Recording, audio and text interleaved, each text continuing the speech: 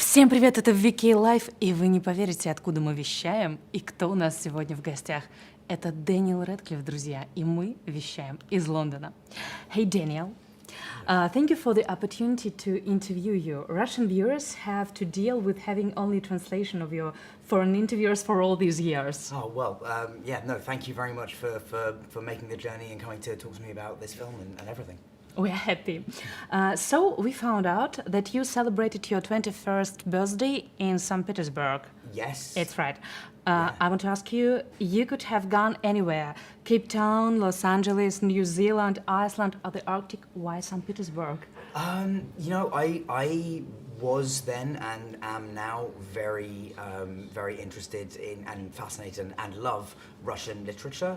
I think so. That was the starting point for me, and then I am very interested in Russian history, and I think honestly, like St. Petersburg, and I tell everyone I can to go to St. Petersburg because it's truly like the experience of no other city that I've ever seen in my life, because of the buildings, because of the architecture, because of the difference in the architecture, and the fact that it is, you know, that it is, you live on rivers there, and it's just unlike anywhere else I've ever been, and so yeah, I'm very pleased to have gone there, and I hope I get to go back one day.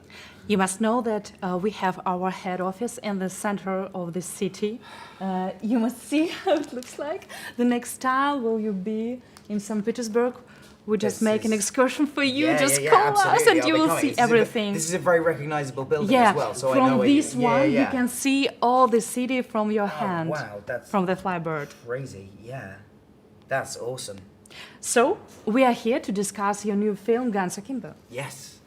What is your new film about? Tell us. So, Guns Akimbo is a crazy action comedy about a guy called Miles, who at the beginning of the story is kind of down on his luck and feeling sorry for himself, and sort of, you know, not where he wants to be in his life.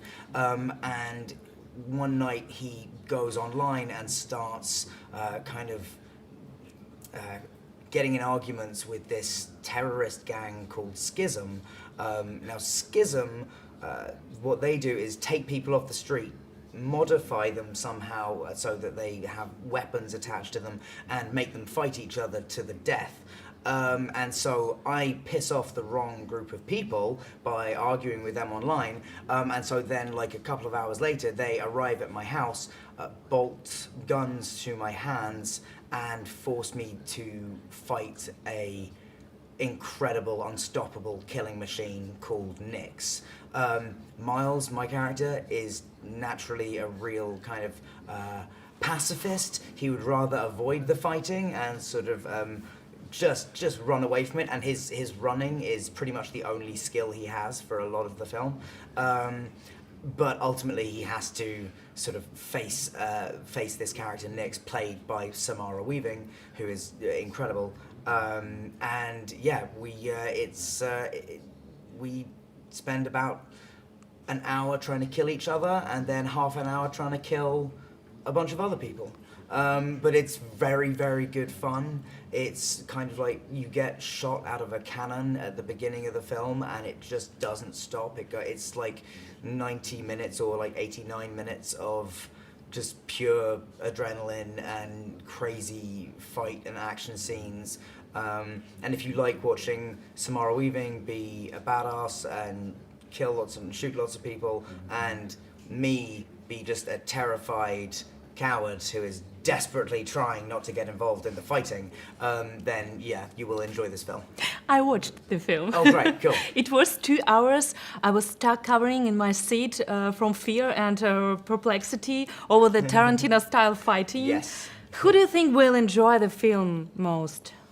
I mean, I think, look, this is not a film for everyone. Your grandmother may not enjoy this film, but it's definitely like, if you grew up watching, I don't know, like, as you said, like, films like the Tarantino movies or like Edgar Wright, so I'm thinking of films like Baby Driver and Scott Pilgrim, which aren't as violent but have a kind of stylistic, cartoony feel to them. And then, then also, like, I feel like it films like the Jason Statham movie Crank. I don't know if you've seen that. Yeah. But, like, yeah, like, I feel like it's a very, it owes a lot to all of those films. It's come out of, like, our director, Jason, was obsessed with Rambo, Predator, and all Jean-Claude Van Damme movies. So like it's that kind of, and he's also an obsessive video game player. And I think it's if you love 80s action movies and video games, you will enjoy this film. Mm-hmm. So let's recall the timeline of events.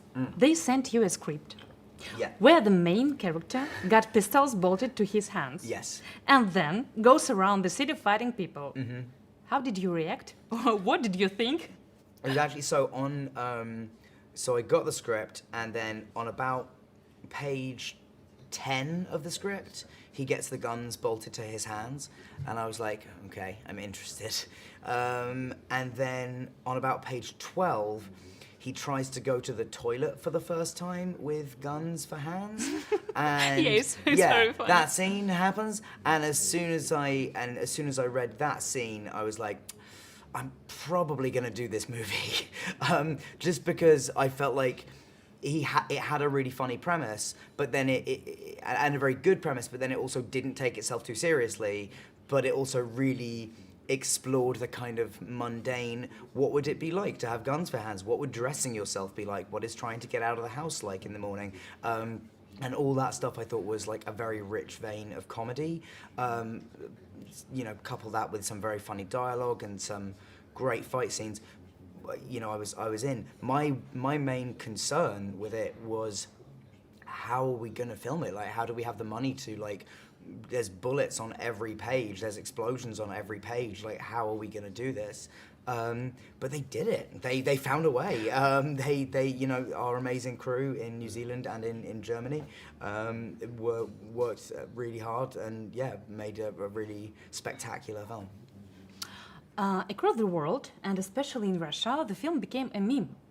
Yes. Even before the trailer came out, thanks to this picture Yes. of you in a bathrobe and plush slippers holding a pair of pistols. Mm-hmm. These memes spread like wildfire. On the Cape, people would write things like, Radcliffe took out alone and the problems have finally caught up with him.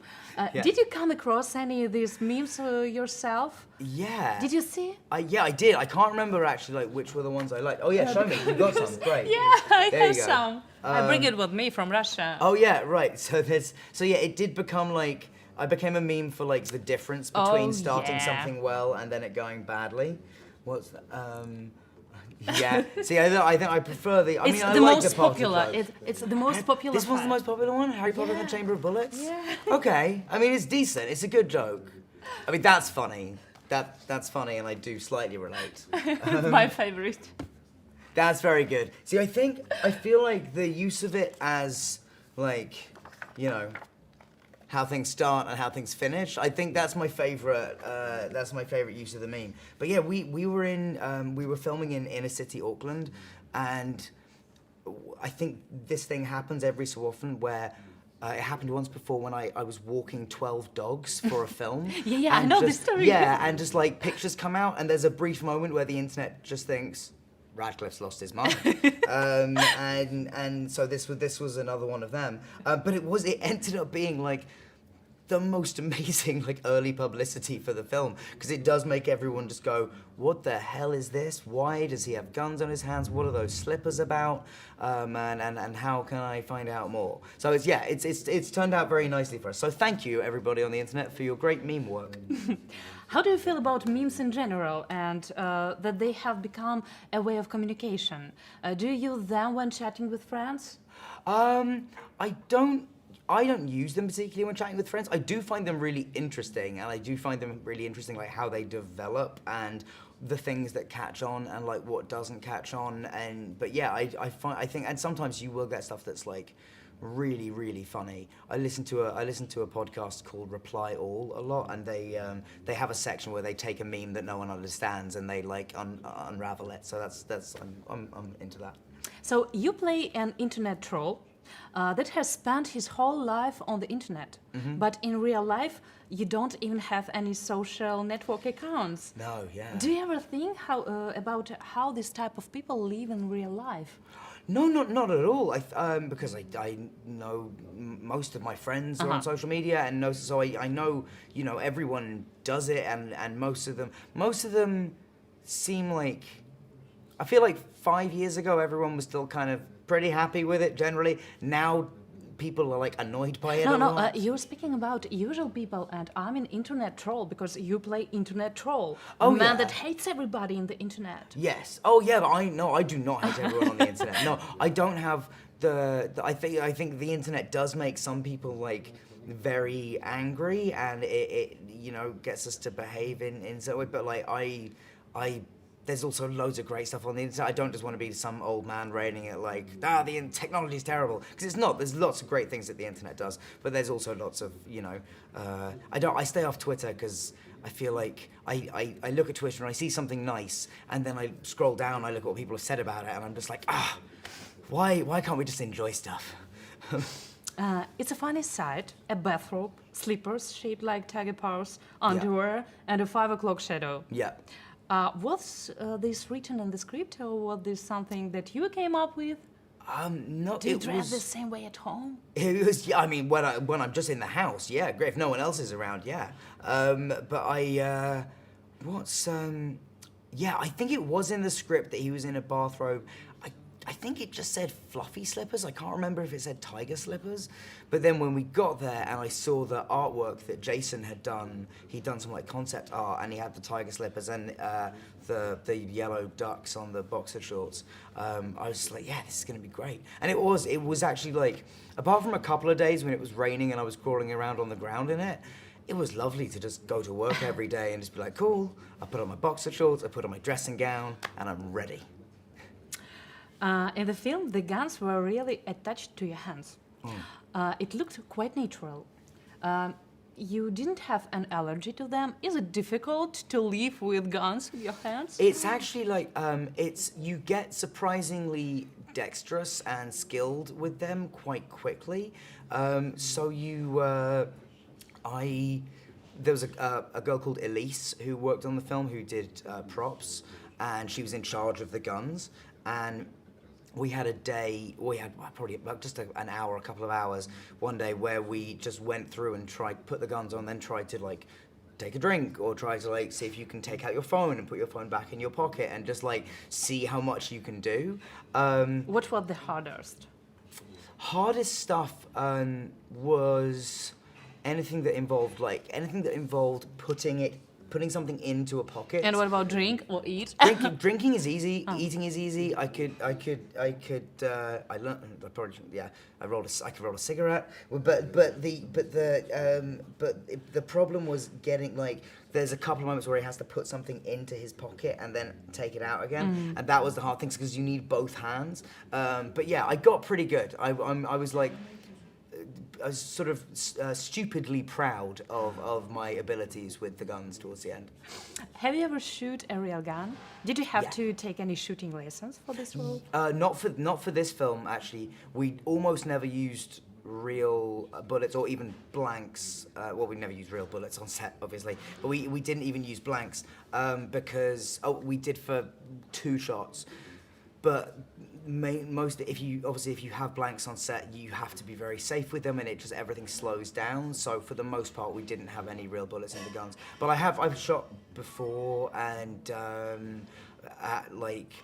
for once or twice for films. I did a World War I film, so we did some like target practice. I was very bad, and then I have a crazy American friend who has a lot of guns, and I shot them once as well. We prepared some game for you. Oh. We prepared some quotes from this Okay. film in Russian. And now In I Russian? I want to suggest you to say them aloud. I will help you. Okay. Because Russian fans want to listen how you can explain it in Russian. Okay. They're different. I will help you. Decide which is man. for the start. Okay. Yeah, we have a transcription. I'm just gonna apologize now to everybody watching in Russia who is about to hear an English person do a very, very bad Russian accent. Oh, I think it would be amazing. I And don't everybody think so. will laugh about this. Everyone will laugh. Yeah. Yes, that is true. So we start from which one you choose? This one. Дружище, помоги мне надеть штаны. Okay. It means, Well, hold on. Дружище, помоги мне надеть штаны. perfect. Oh, And then, perfect, you're way can kind. you look to the camera and say? I can't memorize it. Дружище, помоги мне надеть штаны. Super, perfect. So, when you do so, NA is so Надеть. sorry. So a D is that always Надеть. dia? No, only when E is the next. D. Okay, but then it is. Надеть. But you said it perfect. Okay. Yeah. The next. Wait, what does that one mean? Please help me to put my trousers. Oh right. So I just looked at the camera and say, please help me put my trousers on. The next. О, я сейчас вышибу тебе мозги. Wow. Я сейчас вышибу тебе мозги. Oh, say that one. Вышибу. Вышибу. Я сейчас вышибу тебе мозги. Super. It's very does it cool, mean? yeah. I will kill you now. Я сейчас вышибу тебе мозги. Я сейчас вышибу тебе. Вышибу тебе мозги. Вышибу тебе мозги. Cool, very cool. This The is next. this is a tough language. Okay. Положим. Положим лед. That's лед. Yeah. А потом пришьем. Будут как новенькие. А потом пришьем. Буду как новенькие. It's Положим. it's about fingers. Nick's fingers. Oh, okay. Yeah. Положим лед. Положим лед. Лед. Положим лед. Потом пришьем. Потом пришьем. Будут как новенькие. Будут как новенькие. Будут как новенькие. Perfect. Let's Nice. try one more time. Положим лед. А потом пришьем. Будут как новенькие. Cool, very Okay, okay. What's that one? What's it mean? It means it's okay that you are without Oh, fingers. it's okay that you don't Yeah. have fingers. Yeah, yeah. This is good. These are good, useful phrases. Куда ты? Куда ты закопал свои отрезанные причиндалы? Куда ты закопал свои свои отрезанные отрезанные причиндалы. причиндали? You must be angry at this because I've it's said it's a angry. very bad comment. Куда ты Куда ты закопал свои отрезанные причиндалы? Ха-ха-ха. Куда ты заболков свой отрезанный? Куда ты закопал свои отрезанные причиндалы? Куда ты закопал свои Отрезанные отрезанные Причиндали. причиндали? I've got причиндали. Причиндали. What does that mean? What does причиндали mean? Причиндали means it's like when you're very angry and you want to say somebody that he's a very bad guy. Okay. You just don't think what you're writing, and you Right. write very bad things. Oh yes, okay. So, куда ты закопал свои отрезанные причиндалы? Cutting your... Oh right. Oh Yeah, God. yeah. Oh, have I just threatened It's to cut your someone's phrase. testicles It's your off? phrase. Oh dear. Your hero writing it. Oh right. Yes. So now you can try one more time. I mean, it with won't get better. But куда ты закопал свои Свои отрезанные причиндалы. свои отрезанные Отрезанные. причиндали? Yeah. Something horrible to It your would be the genitals. best content in Russian television, yeah. Okay, this looks like it should be simple. О, да, позлись на меня. О да, позлись на меня. Yeah, it means, oh yes, be angry. Oh yes, be angry. О да, позлись на меня. Yeah, it's That cool. one's easy. More short ones, please. Oh, not okay. Вы, Вы, Ви. стадо ублюдков, Ви стадо ублюдков, Горите в аду, горите в аду, дегенераты. дегенерате. You're stupid guys. Go to hell. It's like a, Oh right, yeah, you go Вы degenerate стадо- scum. Oh yeah, I say that, I shout that up at the TV screen. There you go. Yeah. Вы стадо ублюдков, горите в аду, дегенераты. Voi stare ублюдков. You just need to look This up. one again? Стадо ублюдков. Стадо ублюдков. Ублюдков. Стадо ублюдков. Стадо ублюдков. Voi. Вы. Vi. Вы. Vi stado ублюдков. Вы Ви. means you. You. Стадо means Стадо. a lot. Vi stado ублюдков. Crazy guys. Vi stado ублюдков горите В аду. В аду. Горите в аду дегенерате. Дегенерате. Yeah. Okay, we got this one. I'm all Yeah. over this one. What's this? Parne? Парни, спокойно. Spokojnia. It means, guys, don't kill me. Parne? Spokojnia. Yeah. Which yeah. applies to this whole section. Please don't kill me for my terrible Russian. This is long Your again. Russian is... Give me pity. It's fine. Okay. I'm okay with being bad at this. I know my place. У нее, it's the most difficult phrase, really. It's the final phrase when your character is lying. Bleeding down. Yeah, What? yeah, So, yeah. so is this? Yeah. They call this He speaks hemorrhagic shock. Yeah, yeah, yeah. He speaks about her. Okay. Yeah. Yes. У нее случился посттравмат. Let's try that first. Let's stop there. У нее случился случился посттравмат. посттравмат. У нее случился посттравмат. У нее случился посттравмат. У нее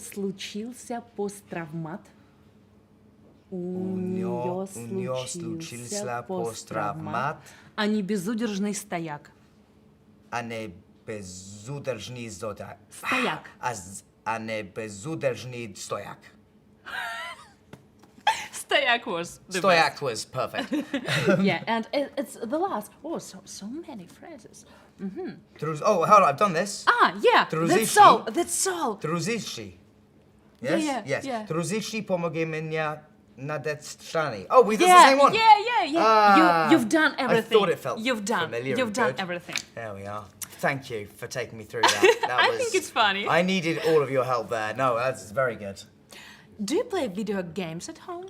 How do you cope with stress? It's more interesting. I used to play a lot of video games, but then I found that like all I did was play video games.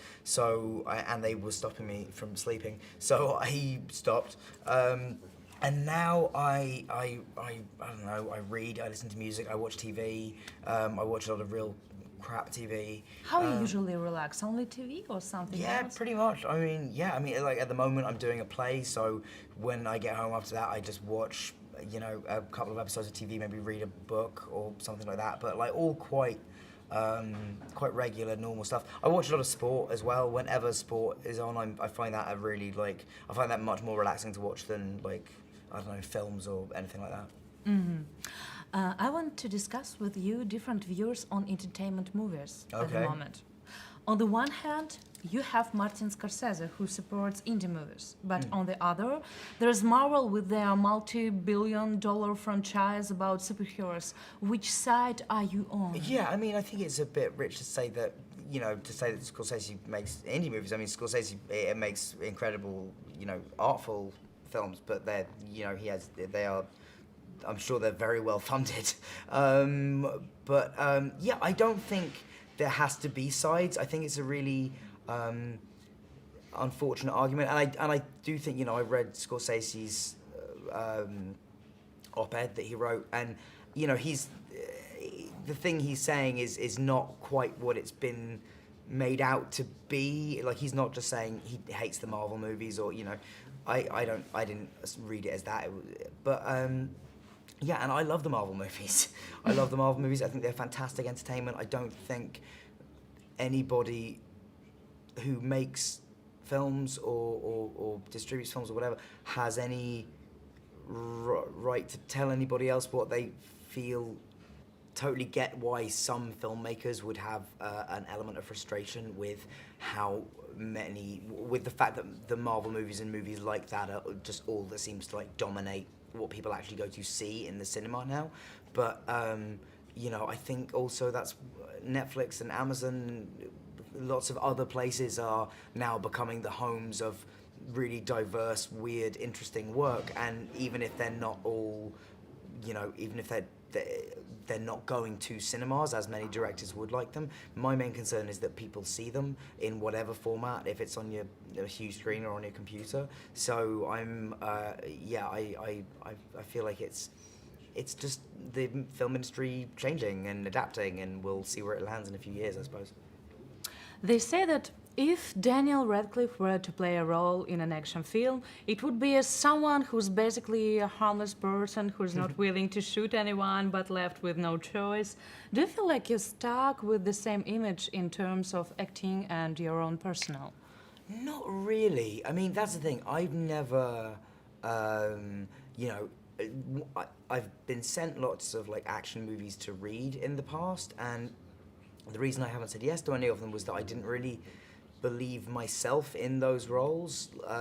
Whereas with Miles in Guns Akimbo, like the journey of somebody who starts off really not being good at fighting and sort of is forced to become at least okay at it through the film was a journey that I could sort of see myself making, and that I think I would believe as an audience member more than like if I was suddenly playing like, bad example, but like James Bond, like I just wouldn't believe myself in that role, like I just wouldn't.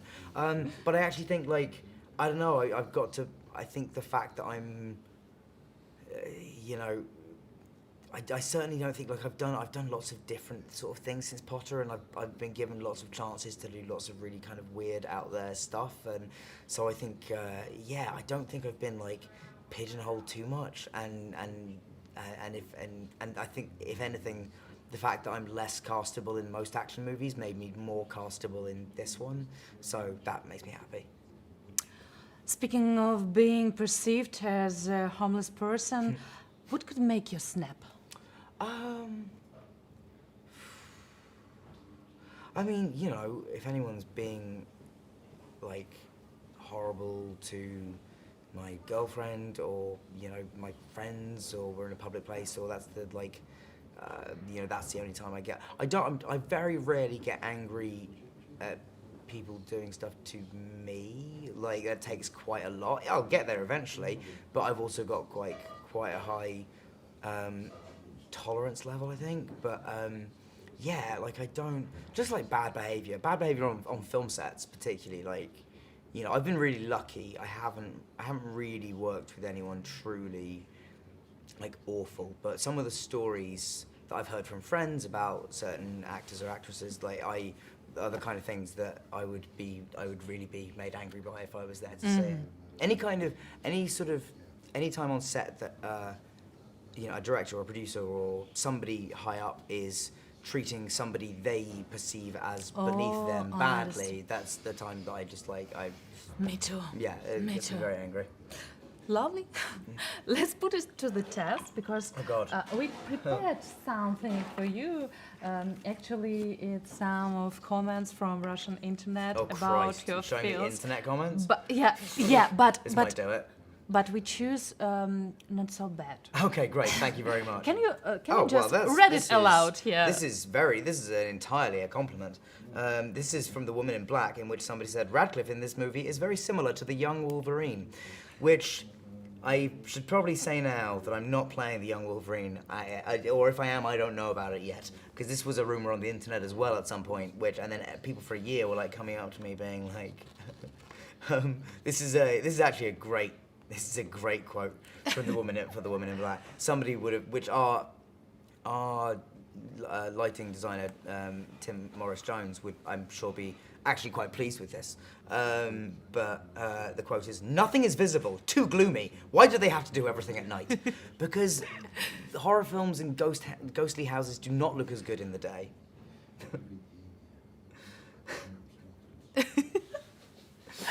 This is a You know, fair I've read warning. everything. Okay, I've great, read thank everything. you. This is from Swiss Army Man, which, for anyone who doesn't know, involves me playing a corpse that is magical and is coming back to life and is farting, and many other bodily functions are happening. And I promise you, this is also a very beautiful and funny film. But this comment is, perhaps many Radcliffe fans would like to see his buttocks, perhaps not. But not buttocks that emit gases. And by the way, they will do that throughout this film. I mean, that is a fair warning to anyone who is going to see that film. I love this film. I really love this film. I also saw, I think it was on Russian TV. It's very popular in Russia. This film is very popular in Russia. There was on the Russian version of like Dancing with the Stars, I think two guys did a dance as my character and Paul's character from Swiss Army Man. I think that was in Russia. Yeah. And I saw it. Just so you know, if you guys are watching this, I saw it and I loved it. It was awesome. Okay, so this is from Guns Akimbo. And this is actually a very polite question more than a negative comment. I, of course, apologise, but what to do when the cartridges run out and how to reload? This is a question that I have seen many, many times on the internet with regards to Guns Akimbo. Some people are being polite, like this person. Some people are being rather smug and irritating and saying, well, how does he reload? Like we hadn't thought of that. The answer to that is that I have the cartridges. There are extended magazines which run all the way down under my arms. So the guns go down there and then they reload from things that are underneath my arms like that. So there. You thought you were smart. Now, the whole world wants to know how you choose your roles. What guides you is just that your filmography looks like Frankenstein's monster. From the magician to a farting corpse, a doctor from Bulgakov, an FBI agent, and now a guy with guns. Yep. Yes, it's all over the place, and that's I really, really like that about it. I got very lucky early on in my career to play a character that afforded me the opportunity then to have some control over my own career. And yeah, I have kind of just been using that as the opportunity to try and do as many different things as I possibly can. And, you know, they won't all work or they won't all, but I generally feel like I've been really lucky to work with people who gave me opportunities and who pushed me to do different stuff. And I think any actor really wants that kind of thing where you can't really pin them down and, you're just trying to, honestly, it's the most fun way to do my job, is to make something different every time and try to never repeat yourself too much. But yeah, and you love it. I love it. I love it. I hope I dropped it. I've said it before, but like I really genuinely hope I die on a film set one day. That would be ideal. In an interview from 2013, you said that you worked out a Fassbender test for yourself. When considering whether you want to take on a project, you think to yourself, would Michael Fassbender play in this film? Well, do you still use this criteria? This is the thing. This was the Fassbender test was actually in reference to something else. It was in reference to doing essentially a commercial, and it was a commercial that would have really helped get money for a film. For The Woman in Black, actually. But it was, and that director, James Watkins, had worked with Michael Fassbender, and we both were basically having a conversation where we were like, can you see him doing this thing? And, you know, at the time particularly, I mean, he's got a fantastic career, and, you know, I was sort of going like, well, I can't see him doing it, can you? And James was like, absolutely not. So that was sort of how we made that decision. But it's not, I don't think me and Michael Fassbender fit into the. I don't think we're going up for the same parts. So I think I don't always use the test, but I think as a test of just like the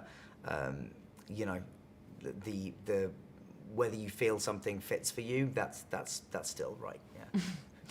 Yeah. In your interviews, I want to ask you about your role. You still took the role of fighting corpse. Oh, yeah. You read the script, saw the scene when Paul Dano uses your body like a jet ski. Yeah. You didn't think that it's too much, even for a traditionally very open and diverse festival in Sundance? No, that's the thing. I mean, it was too much for Sundance, but well, for some people, not everyone. Some people loved it, but some people left. My mother can't understand, but my friends see this film that's and they the thing. love it. It's definitely, again, not for everyone. But I read it, and look, I read a lot of weird scripts and stuff that is you know, and I know when something is weird for the sake of just being weird, and when something's weird to tell a story and make a point, and it was so clear that the Daniels script for Swiss Army Man was super weird, but it was weird.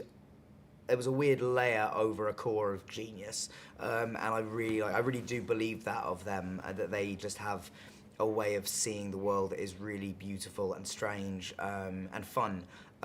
So yeah, I was very easily convinced of that one, and also I liked the idea of playing a dead body coming back to life. I didn't know what that would be like, so that was fun.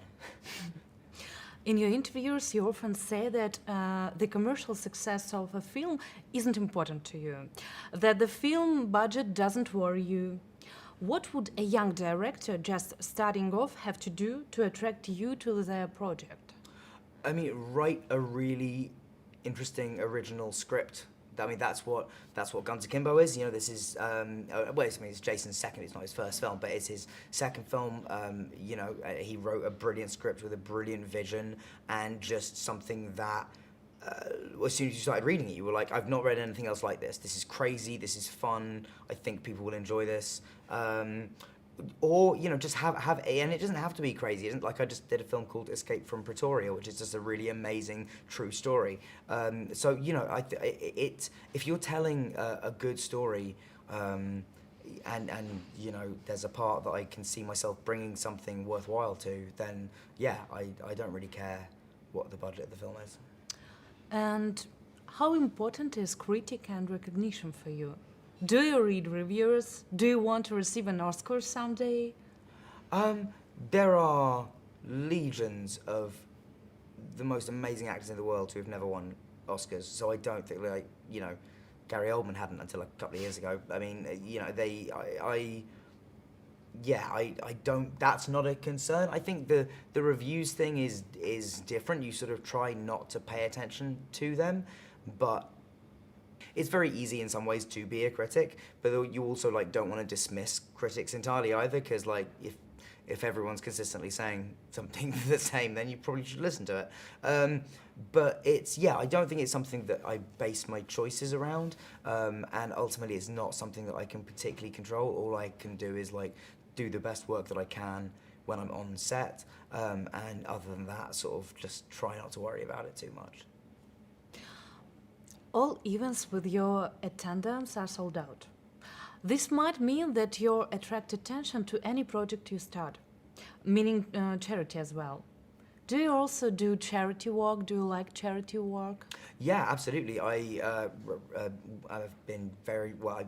I work with a hospice in England called Demelza House, which is a hospice for sick and terminally ill children,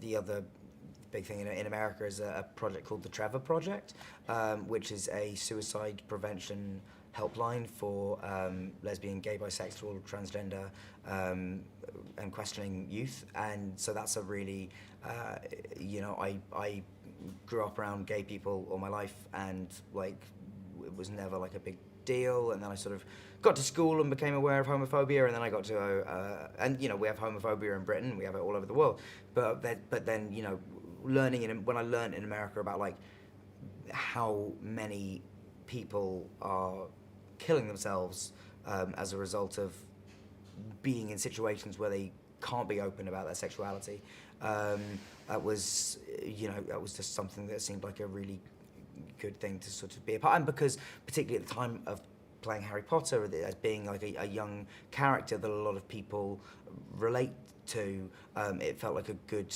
thing to use that platform for, because the amount of difference like acceptance of people can have in terms of lowering suicide statistics is huge. So yeah, those are my two charities. It's important for you. Yeah, it is indeed. In Russia, it's more bad situation. Right, Yeah. but it's We're you know, trying this is to why, do something. and we're trying to, and you know, I know that, you know, Trevor at the moment is just in America, but I know that they have plans to try and broaden out across the world, and so hopefully, you know, maybe one day Russia will be a part of that. Now I want to suggest you another game. Okay. where you listen to clips of films that you've acted in. Okay. These films have been dubbed by Russian actors. Oh, great. And you will definitely hear some familiar. Okay. And now you have to guess which film they are from. Oh, great. Okay. Yeah. Let's do it. I need one technical Yeah. moment. Yeah. All right. Мы уже все это пробовали. Хэнк, а вдруг я ее знаю? Может, это моя подруга? This is Swiss Army Man, right? Yeah. Whoever's doing my voice there, very good work on your dead voice. Excellent job. Thank you. Yeah. Is it the same actor every time who dubs me every time? Or would Yeah. it be different? Oh, is it? That's cool. Yeah. The next. Видел ее. Все было так же, как с мистером Уизли. Та же самая дверь, которая мне часто снилась, только I я не мог caught a вспомнить, keyword. где я ее видел раньше. Сириус сказал, Волан-де-Морт преследует какую-то цель, которую не достиг в прошлый раз. Она находится в отделе тайн. Okay, I'm gonna say that was. Надеюсь. I'm gonna say that was. It was obviously Harry Potter, but I'm gonna say it was the third Prisoner of Azkaban. Yeah. Yes. Yeah. Great. You good. like the voice of the boy? I really do. He's genuinely like I'm listening to that going, yeah, that is what I would sound It like was in really Russian. perfect because Russian children listen it and said that, oh my God, Yeah. we think that it must be like this. Oh, he's very good. So the next. Сейчас очень страдаешь, ведь это последствия твоей личной вендетты ожили и смотрят тебе прямо в глаза. Знай, Дилан, что когда ты умрешь, мы не остановимся. Мы уничтожим все, что тебе дорого, начиная со всадников и заканчивая оком. А теперь вернись в прошлое, к берегу реки, где ты смотрел, как позорно погиб твой отец. Вспомни ужасную раздирающую боль, которая годами тебя преследовала. Со мной было то же самое. Когда ты лишил моего отца не только состояния, но и достоинства. It's not Harry Potter? No. Frankenstein. No. Oh, damn, no, I really don't know. What other films have I done? You're a very bad boy in this film. Horns? Now you see me too. Now you see me Yeah. too, damn it. But another one. Close. So the last. С вами был брат Генри Франкенштейн. Yeah, okay. That was Frankenstein. That one, I just held off. That was, yeah, Frankenstein is a universal word. Yeah, it was funny. Yeah, that was very good. To listen how it sounds No, in that's, Russian. I'm very impressed by my Russian dubbing Yeah. man. He's excellent. I want to ask you, what would you say is your favorite role? What role are you the proudest of? I mean the whole your filmography. Yeah, I mean, look. Not only first 10 years. But, I mean, I think I have to sort of take Harry and Harry Potter out of the equation because obviously I'm hugely Yeah, I proud want of to. those films and that character. But I think I'm honestly, sorry to keep going back to it, but Manny in Swiss Army Man, I love that role. And actually playing Nate in Imperium, the FBI guy you mentioned earlier, like that was some, you know, I'm quite a tough critic of myself, and I actually was very pleased with my work in that. Yeah, and actually, like these couple, like Guns Akimbo and Escape from Pretoria, the two films I've got coming out this year. Like I'm really happy with how they both turned out. What was the craziest thing that you've had to act out on set? Oh, I mean,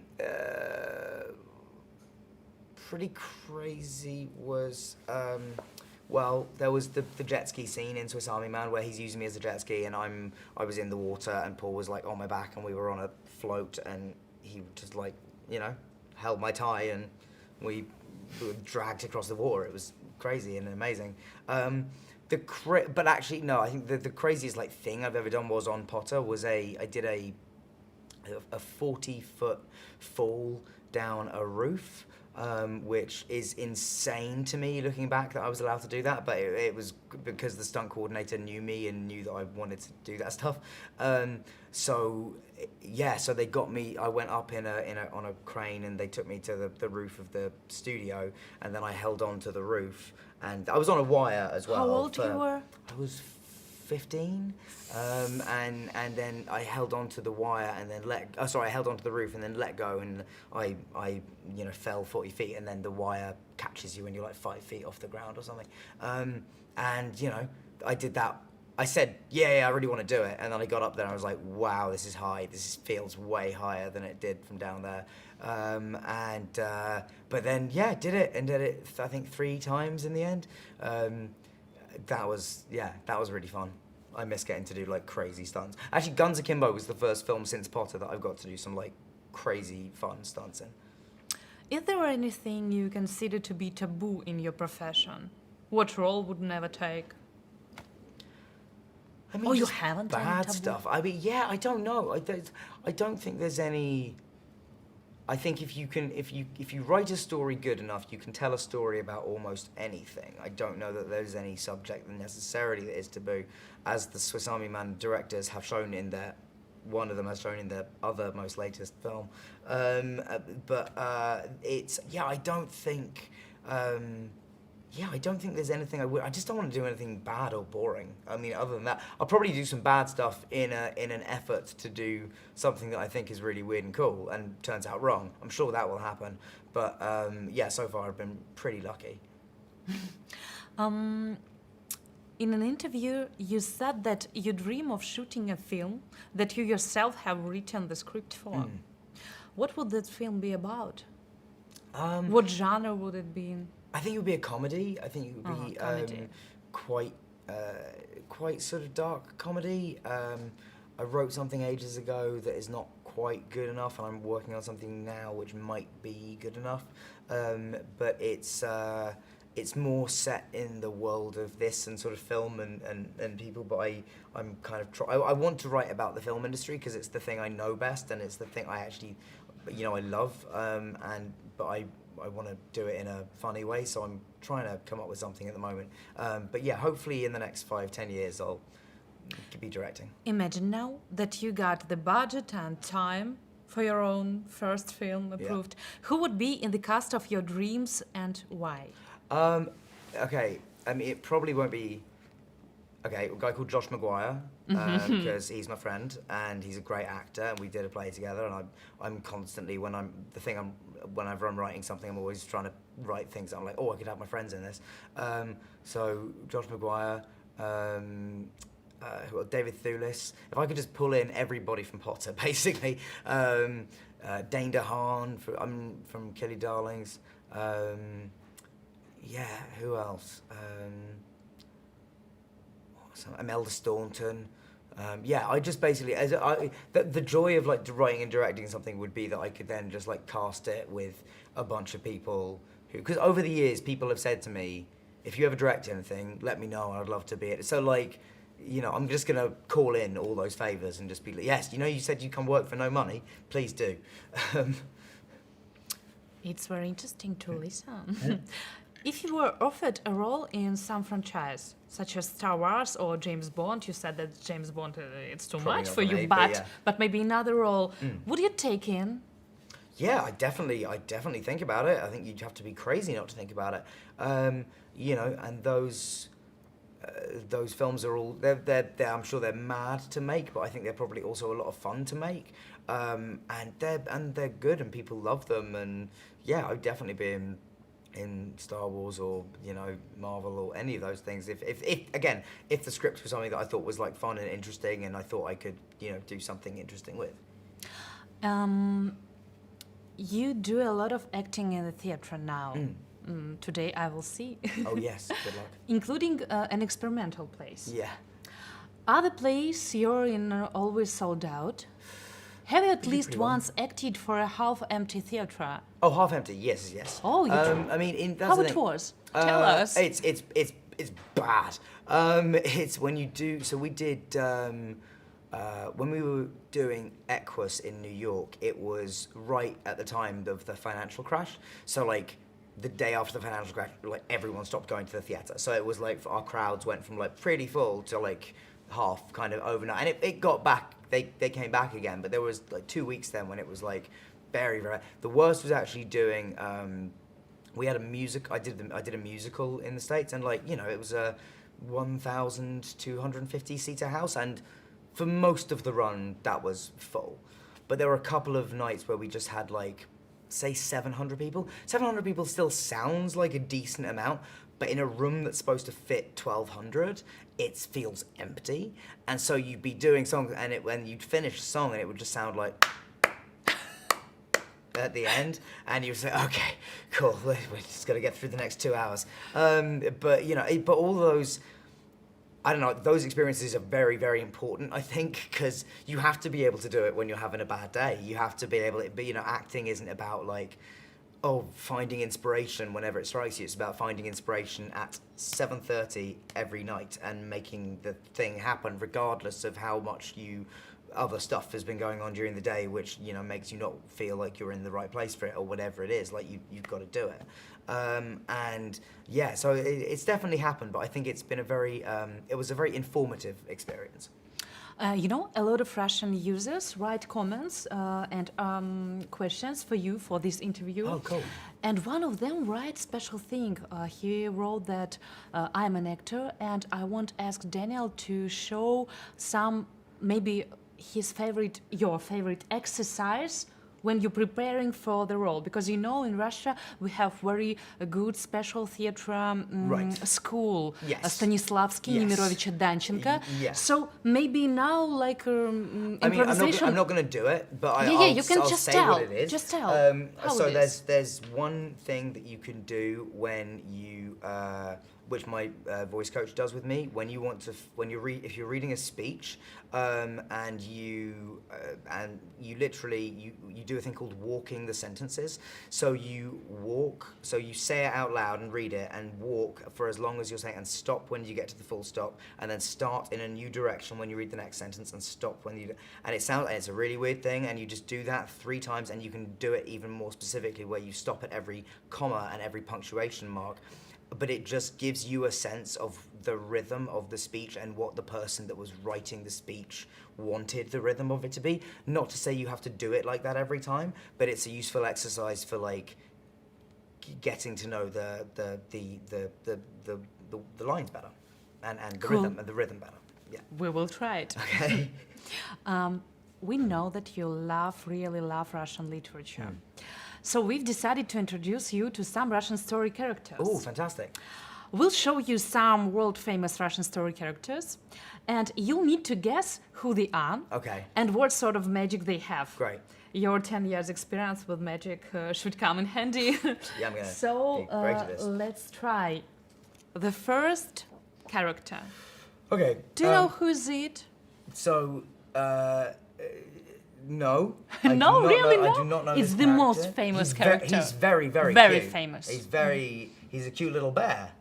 He's a little bear? No. He's a little... Is he a child in a bear costume? Nobody knows.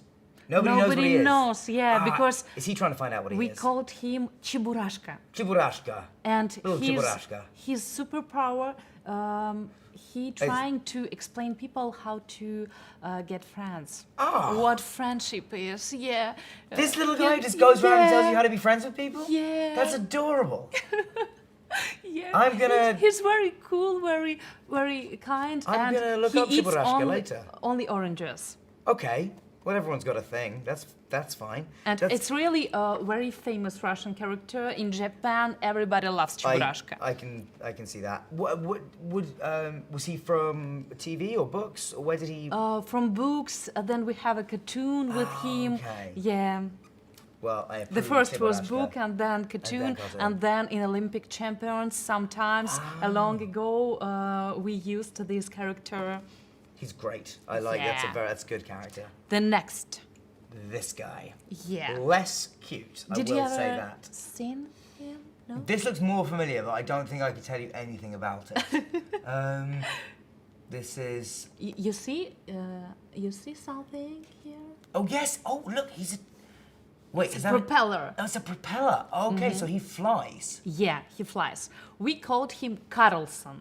Carlson. Yeah. Okay. He eats Carol only is like- sweets. Carlson. It's like child. Oh right. Okay. Yeah. Great. We haven't got this name in Russian, just Carlson. Carlson. Yeah. He can fly, He can fly. and he eats only sweets. Great. I mean, both of these guys have questionable diets so far. But so does he have an eye on the other side of his face? Does he have two eyes? Yeah. We just in this Yeah, photo we just see one. yeah, Okay. two eyes. He looks like he would look frightening if he was just looking straight at you. So I appreciate that they've gone in And profile. he has very quiet humor. Okay. Very good humor. Okay, very good. Yeah.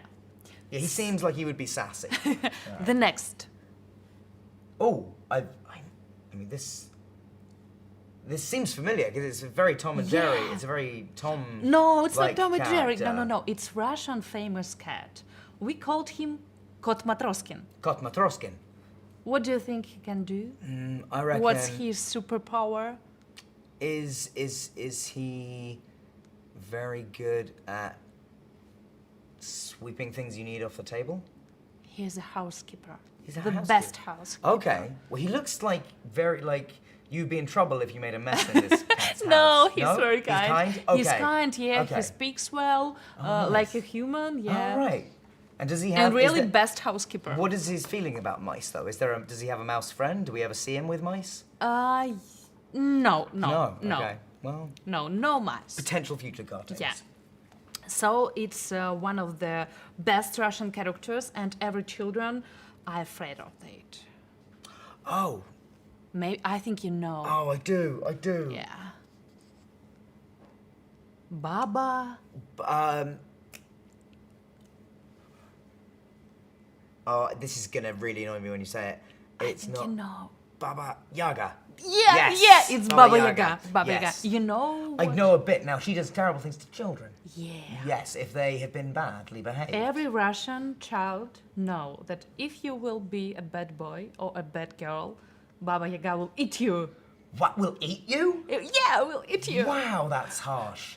We Yeah, and every parents said these terrible things to really? their children. So yeah. parents are just going like, you'll yeah. get eaten. If you... Wow, that is. Or she will bring you to All right. anywhere, to somewhere. Yeah, that is. I mean, that seems like a harsh morality tale for kids, but you know they got to learn. So, wow. And is this from a film of Baba Yaga? Yeah, we have a film, a movie, lots of stories, everything about Baba Yaga. It's yeah, it's truly Mm. terrifying. I feel like we started with the cutest and went slowly scarier and Yeah. more stern and more scary. Yes. Yeah. That's all, That I was think, excellent, thank you. for today. But we want to have a Blitz interview with you, questionnaire. So now we'll be asking you questions, and you need to answer saying the first thing that comes to mind. Oh God. Okay. Have you ever had fans try to kiss you? Yes. How many times? I don't know how many times, and some it just was go cool for it. or it was terrible? Sometimes, well, it's always it's a little odd. It's because you know I have a girlfriend, so it's not But sometimes kiss on the cheek is like fine, but ask. Sometimes when people just go like straight forward, it's a bit of a shock. You're like, oh, okay, cool, yeah, that's fine. Have you ever had to decline a request from a fan to take a picture? Yes. I mean, I sometimes say yes also, but the time I decline most is when people ask and I'm in the gym. I've had people literally come up in the middle of like a set of burpees or something and be like, hey, can I go? And I was like, no, not now, I'm dying. You're always guns blazing in Guns Akimbo, but do you own a weapon in real life? No. I think that's it's good. pretty easy. Yes, no, I don't. No weapons. Do you have any professional injuries? Again, knock on some wood, but no, I've been really, really lucky. I in the play I do right now, though, as you will see tonight, I fall off a ladder, I go up and down a ladder, I slide down a ladder, so you might see me get my first professional injury later. We'll see. What's your favorite karaoke song? Well, I've done a lot of Eminem. My girlfriend and I also have duetted numerous times with Celine Dion. It's all coming back to me now. Yeah, it's a long song with a lot of unexpected lyrics. Which of the cast members from Harry Potter would you invite along to the premiere Guns Akimbo? I feel One like that person, have to one go person. with who I think would enjoy it the most, and I kind of think that would be Rupert. Yeah, I feel like Rupert or maybe Tom. I don't know. Yeah, it's a toss up. Have you ever been mistaken for a bum on the streets? Yes, Yes, I have. I've told this story recently on television in the UK. Yeah, we like this story. Can you tell us? Yeah, absolutely. I was holding. We were dog sitting at the time, so I was walking the dog, and we were outside this store. My girlfriend went inside the shop, and I had a big coat on and a hat, and my dog was like cold, so I like knelt down beside her. I was just like, trying to warm her up and stuff, and she's like shivering because she's really skinny. And this guy just looked over at me from about 10 yards away and sort of smiled and then walked past me. And then he came back 2 seconds later with a £5 note and with a $5 bill and just went, "Get yourself a coffee, mate." And I just had to be like, "No, thank you." And I didn't take the money, I hasten to add. And I said, and then as he left, I was like, "Man, I need to shave, or I need to like get a new coat or something." I have shaved since then. Really pretty story. Have you ever used your fame to cut in line for coffee or snack? Not to cut in line, no. I've definitely 100% used it to used my name to get a table at a restaurant or something like that. Yeah, I would be lying if I said I had not done that.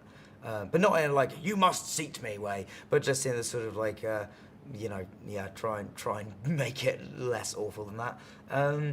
But generally speaking, no, I hate that. I sometimes will be at the airport and the person guiding us through will try and make me cut in line, and I will always be like, "No, please don't," because I hate the feeling of 20 people recognising you and thinking you're a word I can't say at the same time is not fun. London or New York? I mean, probably New York, because my girlfriend is there, and you live on two cities. Yeah, I live in both. It's very now. difficult. It's okay. It is what it is. The travel is is both exciting and also you just want to be in one place sometimes. But yeah, no. I if I had to choose, which hopefully I never will, and I can continue splitting my time. But if I had to choose right now, it'd probably be New York. Oh God, I'm gonna get killed over here. Very important question for Russian girls. Have you ever been scared of approaching a lady?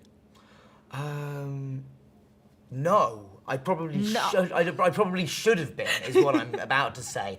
I've definitely approached a couple of girls years ago, and gone in way too confident and very quickly been like, "You're not interested, I should go." But yes, no, 100%. I feel like everybody's either been nervous about approaching someone or made an absolute fool of themselves after approaching somebody. But it's better to have tried and failed.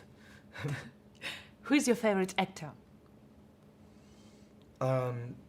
Difficult to choose. I mean, very difficult to choose. I would say maybe 3 person. I mean, Peter Sellers, going back a little way from Doctor Strangelove and being there, and all the stuff on the Goon Show. I think I have to say, because of the personal connection to him, would be Gary Oldman. I've loved watching him all my life, and also got to work with him, and he was a very kind person to me. And another third one that's very, very difficult. You know what I'm just going to say, because it's on my mind at the moment, and because I'm working with him right now. I'm working with an actor called Carl Johnson right now, who no one will in Russia will probably know or remember, but he's an old English actor who's on my first job, and he is. I am becoming convinced he has one. You'll see him tonight. I just think Alan Cumming is also in the play. Alan Cumming is amazing in the play, but Carl Johnson can make me laugh faster and by doing less than maybe any other person I've ever worked with.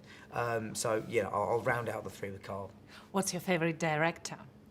Only one person. Only now. one. Okay, if I have to choose only one of right now, I'd say Wes Anderson.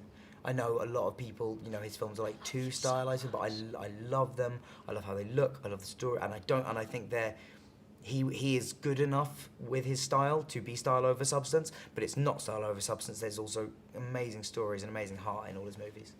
What is the best present you've gotten from a fan? Honestly, and I know this is probably going to be something I regret saying because I might get a lot more of it. Sometimes when people do artwork, when people do art, and when people have done a little comic, somebody sent me a little comic that they'd done the other day, and it was like brilliant and really funny and like great. So you know, all that stuff is great. But I will say to any fan, please do not spend your money on me. If you want to spend money on me, donate to one of the charities that I mentioned earlier. That's a much better way That's to do why it. we bring from Russia for you nothing. Yes, great. No, but what do you I'm mean kidding. nothing? You've got I'm pictures, kidding. you've got Of me a course, I book, bring you've- something. Many I will gifts. show Yeah. because it's Russian Yeah. option Bulgakov. When my Russian gets better, I'll be reading that in its And actually, proper we language. also have something, but I need to ask you one question. Yeah, sure. What is the best present for your dog that you've gotten from a fan? Because in your interviews, you said that a lot of fans They give did presents. used to send gifts for my dogs. Yeah, I mean, I think the thing that the dogs have enjoyed the most over the years are we got a blanket at one point. This may not have been intended for the dogs originally, but it did. The dogs really warmed to it, and it became a dog blanket. And so, yeah, I think that's the one they've got the most value out of over the years. And the last question from us, then we have some questions from the Yeah. media. When was the last time you watched Harry Potter? That is an excellent question. I mean, a full film, 10 years. With the last premiere of the last movie. Would be the Because in last time I Russia, watched we all have a of that. tradition every Christmas. They- We going to see this film, all the amazing. parts, with friends. It's really very, very cool That's tradition. awesome. That's really cool. I mean, I know it's big in Christmas in the UK as well. And yeah, it's seeing how the Potter films have continued to be loved has been really one of the coolest, most exciting things about stepping out of the franchise, to be honest. And yeah, so I'm very happy that tradition exists. Yeah, in Russia, very cool. So some questions from Russian media. Yeah. People talk. You're 13, you're 13. 30 years old. Yes. Did this number change anything in your life? Not particularly. I kind of like it so far, to be honest. Like, I think there are people that are really suited to being in their teens and they're suited to being in their 20s. I think I'm really going to be suited to being in my like late 30s, early 40s. I feel like I'm just now getting, like, I've been sober for a while. Like, I don't drink. I smoke. I don't have no vices, but I stopped drinking a while ago, and so I've kind of been, and I'm now getting to the age where like all my other friends have now got to the age where they just want to like come around and chill at people's houses, which is what I've been wanting to do for the last 15 years. So I'm just coming into my heyday now. Now, question from T-Journal. It's a very cool media in Russia. Awesome. So, Daniel, I'd like you to answer as the character of variety of popular memes, including ones from the Guns Akimbo trailer. We know that if a film doesn't drive viewers to make memes, that it's unlikely to become truly successful or popular. Do people in the movie industry understand the importance of memes? I don't think so, generally speaking. I think Jason, our director on Guns Akimbo, does. I think he is very internet savvy, and he understands the internet, and he understands how that works. And so I think when it became a meme, he immediately knew that this was a good thing and that we needed to sort of. So actually, if you see, bless you. Is someone check on him? I think Jason really did understand that memes are very important, and so when the memes started coming out about our film, he then included them in the movie, so that it becomes this sort of circular meme life. I think it's a very astute question. I think filmmakers and more importantly probably like studios and distribution companies will become more and more aware of them. Kanabo. What is the strangest role that you've refused to take? Strangest role I've refused to take. Years ago, like 16 years ago, early on Potter still, like maybe only on the third film, I think there was a script that was going around that was for a remake of The Wizard of Oz, but with Emma Watson as Dorothy, as Rupert as the Lion, and me as the Scarecrow or the Tin Man. No, I was the Lion, Rupert was Scarecrow. Something like that. It was basically cast the Harry Potter kids in a Wizard of Oz remake with one other, and I don't know who that was going to be. But yeah, that was the thing that I was like, that's the craziest, weirdest, like stupidest thing I've ever heard. Yeah, so did not take that one. We have some questions from our viewers, users, Lovely. and I want you just to choose one of them Okay. and to answer.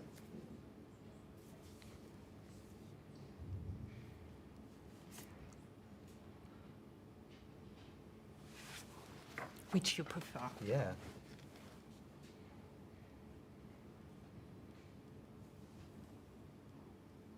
I'm gonna go with this one. This is interesting.